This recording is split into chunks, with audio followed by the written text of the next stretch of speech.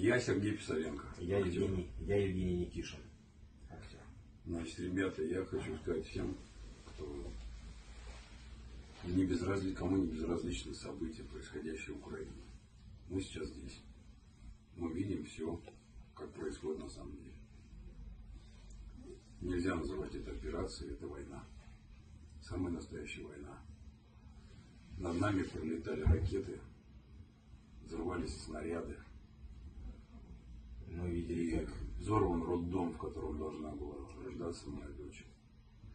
И надеяться и сохранять иллюзию, что бомбы летят в военные объекты, это самая большая ошибка. Погибают гражданские люди, невинные ни в чем дети. И посылают тоже на эту войну мальчишек, которые не готовы воевать по 18 лет. Поэтому остановить эту войну. Те, кто может.